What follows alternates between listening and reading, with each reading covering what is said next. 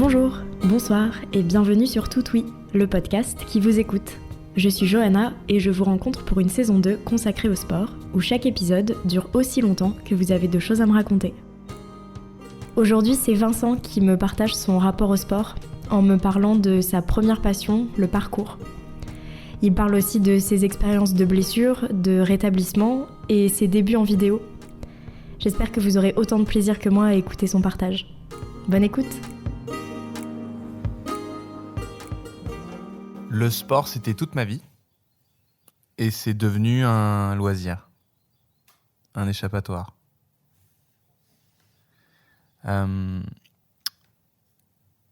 J'ai découvert le parcours quand j'avais 14 ans, je crois.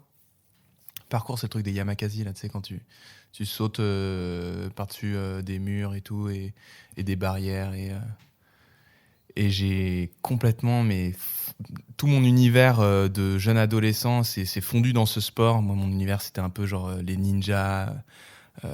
Et du coup, ça a trop bien cliqué. Et je me suis mis à passer mon temps à faire du parcours, juste en permanence. J'en faisais à peu près 8 heures par semaine.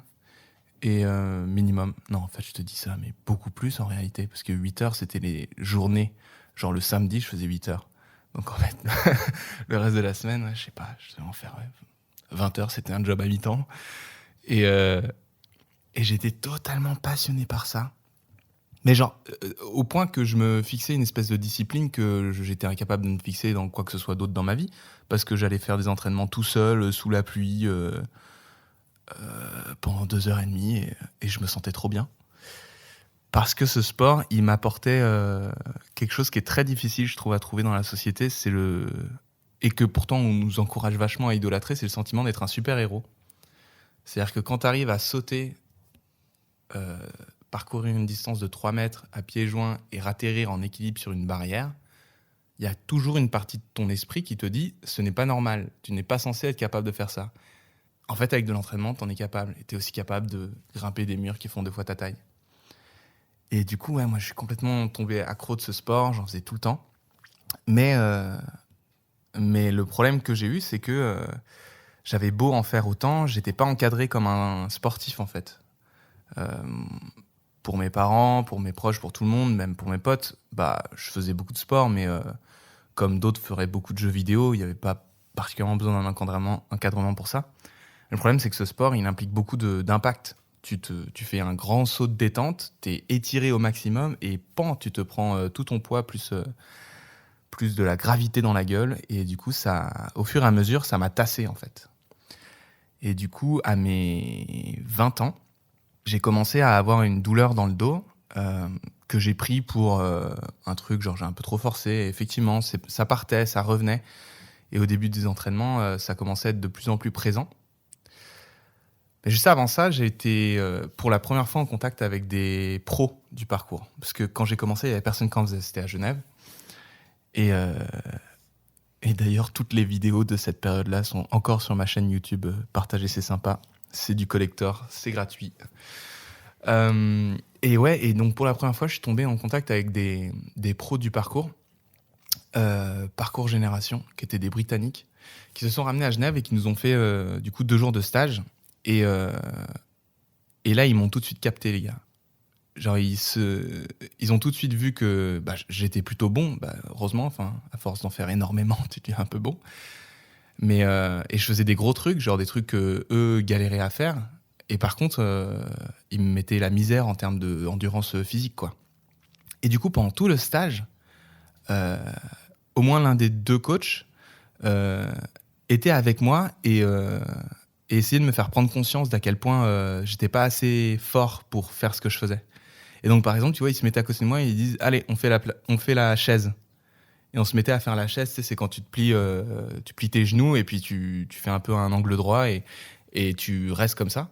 Et du coup, moi, au bout d'une minute, 1 minute et demie, je tremblais pas mal et tout. Et eux, ils étaient impeccables, quoi, ça bougeait pas du tout. Et ils me disaient « Ouais, tu vois, là, quand ça tremble, ça montre que tes cuisses sont juste pas assez fortes pour absorber l'impact. » Et ça se voyait même dans les vidéos. Aujourd'hui, je peux regarder que ma posture on voit que je suis pas assez gainé et pas assez solide parce que, en gros, j'enroule tout mon corps au moment de l'impact. Et du coup, ça fait un transfert direct dans le dos. Tout ce que les jambes peuvent pas attraper, c'est le dos qui prend. Mais malheureusement, ce stage, il est arrivé un peu tard. Et c'est quelques mois après que j'ai commencé à avoir mal au dos. Et ça s'est pas arrangé. J'ai fait toutes sortes de trucs. Personne n'avait réussi vraiment à trouver ce que j'avais. J'avais 20 ans, tu vois, j'étais en pleine forme et tout. Sauf ce problème dans le dos. Et au bout d'un moment, j'ai commencé à boiter. C'est arrivé du jour au lendemain, d'ailleurs. J'avais tout le temps mal dans la jambe. Et ça a duré 9 mois. Et c'est qu'au bout de 9 mois de boitillon qu'il y a quand même un médecin du sport qui a décidé de dire on va quand même faire une petite IRM, on va regarder ce qu'il y a. Et au centre de l'IRM, je fais l'IRM. Là, il y a un médecin qui ouvre la porte, qui dit « Monsieur Verza ?» « Ah non, pardon. » Il referme la porte. Et je réouvre la porte derrière lui, je dis « si, c'est moi, Monsieur Verza. » Et là, il me regarde, il me dit « Qu'est-ce que vous avez foutu ? Vous avez une hernie discale ? C'est un truc de vieux, ça !» Et il me dit « Vous avez fait de la motocross ?» J'ai fait « Non. J'ai fait du parcours. » Il me dit « Ah !» Voilà comment on m'a annoncé que j'avais une hernie discale. Et de là, c'est enchaîné plein de trucs parce que, moi, c'était vraiment ma passion dévorante absolue, le parcours. Et du jour au lendemain, je pouvais plus en faire. Et du jour au lendemain, mon corps, qui était ma source de fierté et de puissance dans mon monde, était paralysé. Enfin, je boitais, j'étais mal en permanence, que je sois allongé, assis, debout. Il fallait à un moment que je change de position toutes les demi-heures. Et puis en plus, c'est une douleur un peu sourde. Ceux qui ont eu une hernie savent ce que c'est. C'est un peu genre, il y a une partie de ton esprit qui commence à se concentrer sur cette douleur et c'est chaud, quoi. Bon, j'ai fait 1000 trucs. On m'a harnaché pour essayer de m'étirer la colonne, pour essayer de résorber le bout de disque intervertébral qui était sorti. Mais ça n'a pas marché. Donc au bout de 9 mois, j'ai été opéré. L5, S1. Et mes 2 vertèbres ont été posées l'une sur l'autre.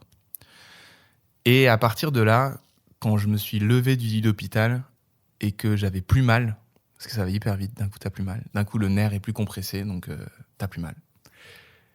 Mais j'ai eu l'impression de revivre de ouf, en fait.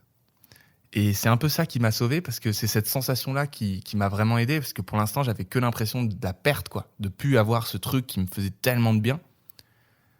Et je me suis levé du lit d'hôpital en écoutant une chanson qui était une chanson d'une vidéo de parcours hyper mythique qui disait live on, en gros, quoi, genre continue de vivre, t'as plein d'autres rêves à accomplir et tout. Et du coup, c'était vraiment cette transition, ce moment très précis où j'ai pu me lever du lit d'hôpital, écouter cette chanson venue du monde du parcours, mais qui m'encourageait à essayer de voir ce qu'il y avait devant moi. À partir de là, je me suis vraiment regardé droit dans les yeux. Je me suis dit, il faut que je trouve autre chose. Il faut vraiment vite que je trouve autre chose à faire parce que là, je vais m'emmerder sévère sinon. Et c'est là que j'ai commencé à faire des vidéos, en fait. Parce que dans le monde du parcours, comme j'ai dit, quand j'ai commencé, il n'y avait personne qui en faisait. Et donc, le seul moyen d'apprendre des nouveaux moves et de partager sa progression avec des pairs, c'était de filmer. Et donc, j'ai filmé tout un temps, mais je me faisais pas chier, quoi. Enfin, quand même, si, je me faisais un petit peu chier au montage, mais j'avais vraiment une caméra toute pourrie, juste pour filmer mes progrès, le nombre de tractions que j'arrivais à faire, ce genre de trucs.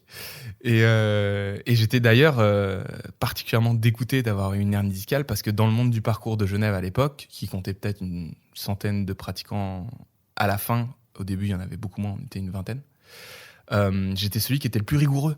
J'étais celui qui faisait des Hell Night, on appelait ça. C'est-à-dire qu'on se retrouvait à la nuit tombée et juste on enchaînait des entraînements d'endurance, de renforcement musculaire propre au parcours, tu vois. Des trucs genre, il fallait qu'on reste tous en équilibre en même temps sur une barrière 30 secondes.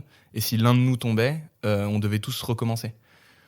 Parce que ouais, dans ce sport, il y avait une vraie notion à la fois de camaraderie, qui était trop bien, mais aussi à l'époque, quoi, vraiment au commencement, c'est plus trop le cas aujourd'hui, mais un truc d'être fort pour être utile. C'était justement les Yamakasi qui avaient beaucoup mis ça en avant et à l'origine, l'entraîneur du coup des Yamakasi qui s'appelle David Bell et qui est le fondateur du parcours. Ça vient de Paris, Évry. Lui, il venait... son père était pompier. Et donc, pour lui, ce sport-là, cette pratique-là, c'était vraiment pour être utile, quoi. C'était être en capacité de rendre service à la communauté. Et d'ailleurs, c'est ce qui ressort très fort dans le film Yamakasi. C'est vraiment ça l'origine du parcours. Et donc, en plus, il se jouait ça pour moi. Genre, je venais d'un sport où je donnais tout et où, en plus, j'avais l'impression d'être fort pour être utile. Et du coup, à ce moment-là... d'ailleurs, digression, mais c'est ça qui m'a fait à un moment envisager d'être force spéciale. Parce que quand t'as 16 ans, en fait, le monde te propose rien d'autre pour utiliser ta force que l'armée comme moyen d'être utile à la société.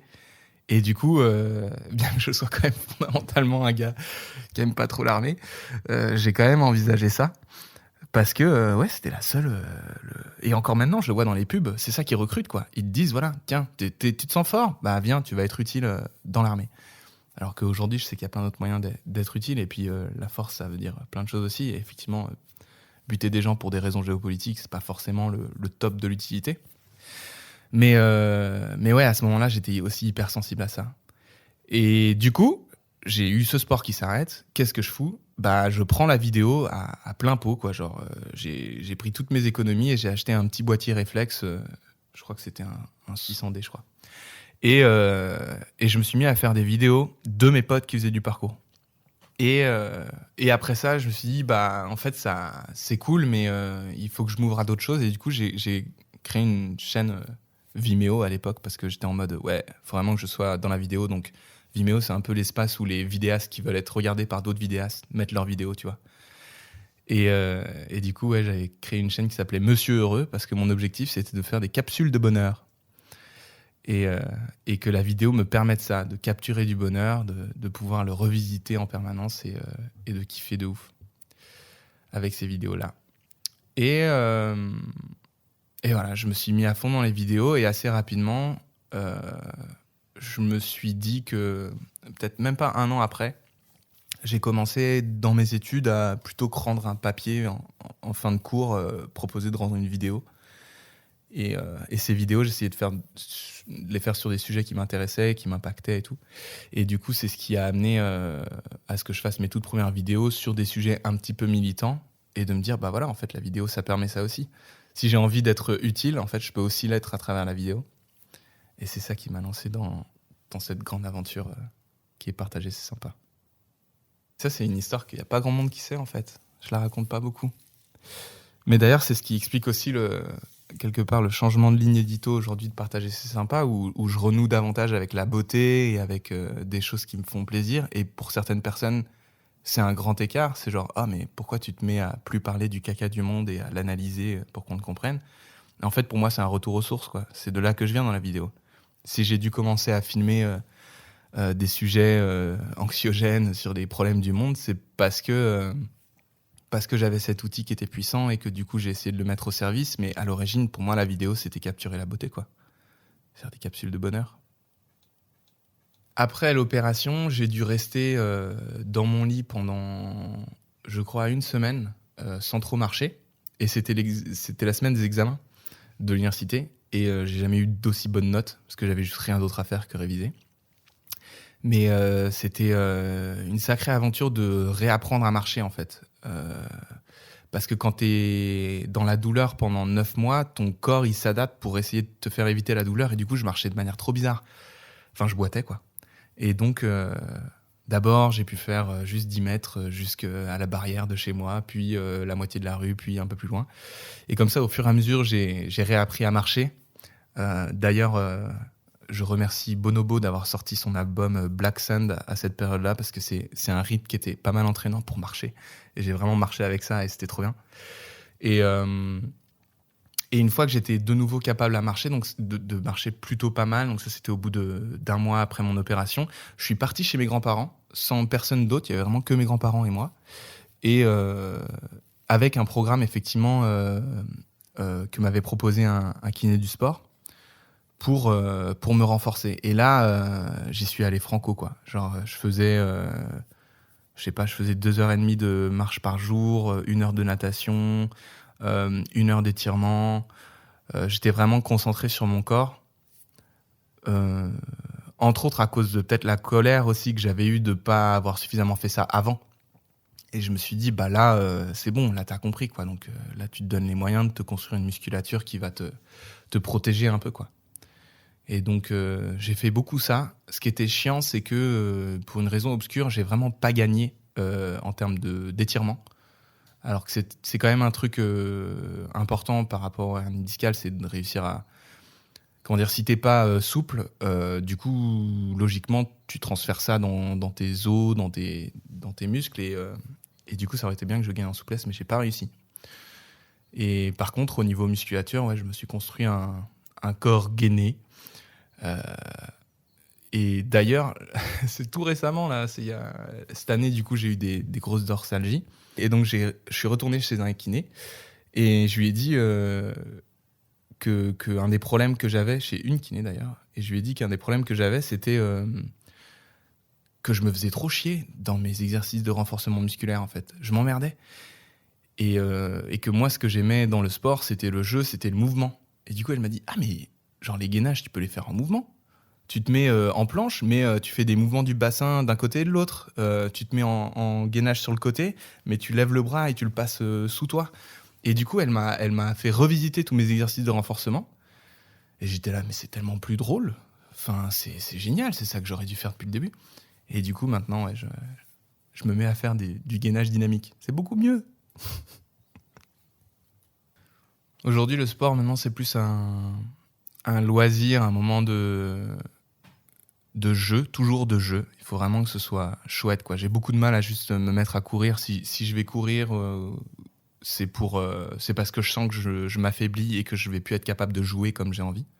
Mais pour moi, le sport maintenant, c'est vraiment devenu un jeu. Et donc, là, ce que je kiffe, c'est faire du roller, c'est faire du spike ball. J'ai eu une bonne période aussi hockey sur glace.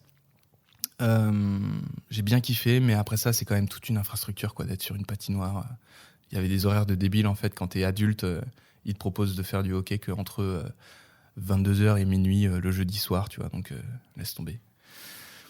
Mais par contre, j'ai toujours un petit peu cette épée de Damoclès au sens où je sais que si je fais pas le renforcement musculaire nécessaire, si je fais pas les gainages, si je fais pas tous ces trucs-là, bah à peu près, c'est garanti, je vais avoir ça va me déclencher une dorsalgie, quoi. C'est-à-dire que d'un coup, je vais avoir les muscles de mon dos qui vont péter un câble, qui vont se resserrer. Ça m'est arrivé là récemment au point que, juste après avoir fait du spike ball, tu vois, tranquille. Mais j'ai fait l'erreur de m'allonger sur le sol froid après avoir fait ce truc chaud. Et ça m'a fait du coup les muscles n'ont pas aimé. Et ils se sont contractés au point que j'arrivais plus à respirer, en fait. Donc j'étais genre... comme ça, c'était vraiment horrible. J'arrivais pas à manger, j'arrivais à rien. Et c'est une bouillotte qui m'a sauvé, figure-toi. Mais on a pensé à la bouillotte qu'une heure plus tard. Mais ouais, j'ai toujours ce truc de... Voilà, j'ai plus le droit de refaire du parcours. Je suis toujours passionné de parcours. Je vous recommande de vous abonner à la chaîne Storor, qui fait vraiment plaisir toutes les semaines. Il y a Wheezy Gang aussi, qui est des Rennais de France. Mais ouais, non, je continue de beaucoup regarder du parcours. J'en fais plus trop. Je fais un petit peu des petits trucs, tu vois, mais mollo, quoi. Tout doux. Et j'essaie de pas en faire beaucoup parce que je sens que ça peut me redéclencher des trucs. C'est clair que si ça s'est tassé au point d'avoir une grosse hernie L5S1, il peut très bien y en avoir d'autres en construction au-dessus. Mais j'ai aucun regret. J'ai absolument aucun regret. Et si c'était à refaire, je pense que je le referais. Refaire du parcours, revivre toutes ces expériences, à la fois la camaraderie, mais aussi se sentir extrêmement puissant, extrêmement capable dans mon monde. Ça m'a apporté énormément et je continue de le porter, en fait. C'est comme si j'en faisais encore du parcours. Je me sens toujours capable de faire des trucs que normalement je serais pas censé capable. J'aimerais trop refilmer du parcours. J'ai un copain d'ailleurs qui s'appelle Zenzel, salutations, qui s'est spécialisé dans le parcours, dans le mouvement. Et on se parle très souvent et j'aime trop ce qu'il fait. Et on essaie de se caler pour que je puisse aller sur un de ses tournages, un de ces 4. Mais c'est clair que c'est un truc que j'adore. Et que justement, tu vois, depuis que j'ai commencé Partager Sympa, depuis 6 ans, j'avais juste plus le temps, je prenais plus le temps en fait pour faire des vidéos perso, alors qu'avant c'était une vraie part, tu vois, il y avait des vidéos un petit peu militantes, mais il y avait vraiment aussi des vidéos perso. Et là, j'en faisais plus du tout. Et là, donc, je suis en train de retrouver l'espace pour pouvoir en faire. Et j'ai vraiment envie de reprendre ça. Après, là où je suis, il n'y a plus trop de gens qui font du parcours. Et d'ailleurs, en France, c'est un peu... J'ai pas l'impression qu'il y ait autant de gens qu'à l'époque. Mais ouais, ça me plairait trop. C'est sûr que le parcours, ça m'a complètement changé mon rapport à mon corps. J'étais de ces ados qui ont grandi assez vite. Et du coup, je faisais 1m86 quand j'avais 14-15 ans, quoi. Et du coup, on m'a beaucoup renvoyé que j'étais grand. Mais le parcours, ça m'a permis de sentir que j'avais beau être grand, je pouvais aussi être agile. Je pouvais aussi réussir à me faufiler à travers une barrière. Je pouvais aussi réussir à avoir un corps explosif, en fait. Et pas juste grand et lent à déplacer. Et ça, c'est un des trucs qui m'a rendu le plus heureux. Je m'entraînais comme ça dans la vieille ville de Genève. Et avant, pour faire un saut de précision, c'est-à-dire en passant d'un mur à un autre, en essayant d'arriver en équilibre, je monte sur le muret. Et juste, je monte en sautant, quoi, d'un coup. Et il y a un passant qui s'est arrêté et qui a fait « Waouh ! Cette explosion de puissance !» Le passant m'a dit ça et j'étais là « Oh !» C'est tellement stylé. Genre, pour moi, c'était pas un saut, tu vois. C'est juste, je montais sur le muret en vue de faire un saut. Mais c'est vrai qu'à ce moment-là, j'avais vraiment une explosivité qui était jouissive, quoi. Et il y avait aussi vraiment la possibilité de... Enfin, un des trucs qui m'a vraiment changé, c'est apprendre à faire des muscle-up, du coup, des tractions au-dessus de la barre. Et de voir qu'il y avait une espèce de mouvement de tout le corps, en fait, pour réussir à utiliser l'espèce d'aspect de balancier pour réussir à te placer au-dessus et en même temps activer vraiment l'explosivité des bras pour passer tout le corps au-dessus de la barre. Ça, c'était un truc clairement dans le sentiment de... Je sais pas comment le décrire, ce truc, mais c'était génial. D'ailleurs, c'est une des promesses que je me suis fait, c'est d'être toujours capable de faire ce mouvement. Je pense qu'aujourd'hui, je le fais avec un peu moins de dynamisme, hein, on va pas se mentir. Je pense que je le fais genre... j'arrive à passer d'abord un coude, et puis après ça, je passe le deuxième. Avec un gros son de... comme ça. Mais ouais, et puis voilà, ne plus pouvoir faire du parcours, ça a changé mon rapport à mon corps, au sens où il y a eu quand même la douleur d'abord. L'expérimenter, ça te change. Je pense que ça te permet de toujours te rappeler la joie qu'il peut y avoir à être capable de marcher normalement dans la rue, de pouvoir étirer sa jambe jusqu'au bout. C'est vraiment génial. On ne se rend pas compte. Mais c'est absolument trop bien d'être capable de marcher sans douleur, quoi. Et passer la douleur, le corps, c'est devenu un véhicule à possible et à protéger, du coup, à faire du renforcement de manière à ne pas se retrouver paralysé comme ça m'arrive avec les dorsalgies que j'expérimente assez souvent. Ouais, il faut en prendre soin, et en prendre soin, c'est l'utiliser. Moi, ce qui me met mal, c'est ne pas l'utiliser. C'est être trop longtemps assis, être trop longtemps dans des positions fixes. C'est ça qui est le plus douloureux pour mon corps. Il a besoin de bouger, en fait. J'ai été passionné par le hockey sur glace. J'en ai fait avec autant d'intensité que le parcours, mais j'habitais au Canada. Donc à l'époque, c'était possible parce qu'il y avait des patinoires de quartier un peu partout. Et du coup, là, je me rappelle très bien que je faisais mes devoirs sur le palier en plein hiver. J'avais entre 8 et 11 ans. Je prenais mes patins et tous les jours, je faisais à peu près 2 heures, 3 heures de hockey.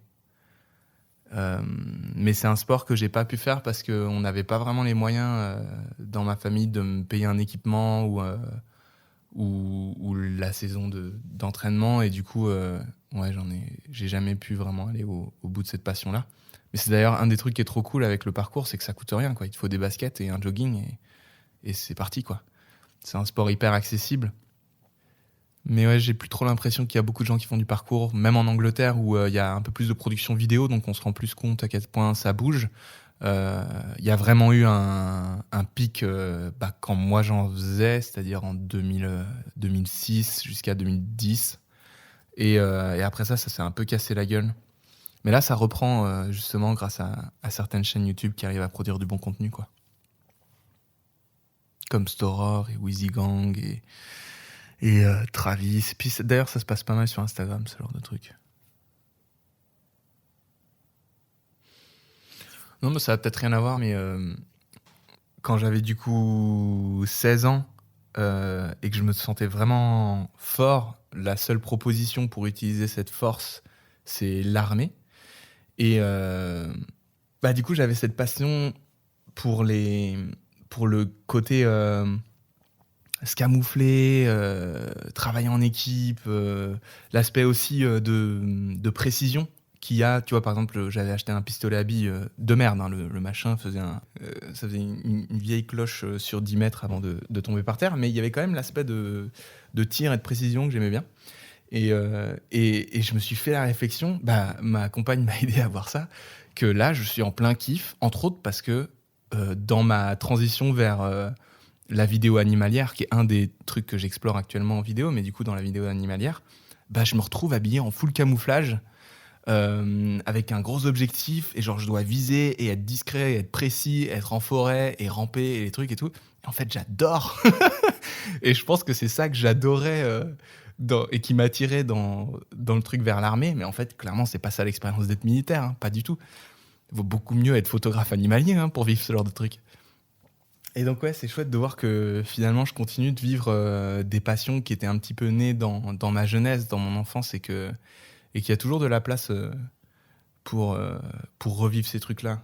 J'ai un copain qui m'a écrit et qui m'a dit ah ouais, moi je faisais ça, voir les animaux quand j'étais enfant. Et moi je lui ai dit mais le but c'est pas de se rappeler qu'est-ce qu'on faisait quand on était enfant, c'était retrouver l'enfant maintenant. On a tous un enfant en nous, il a envie de vivre plein de trucs, hein. Il a envie de grimper dans les arbres aussi, hein.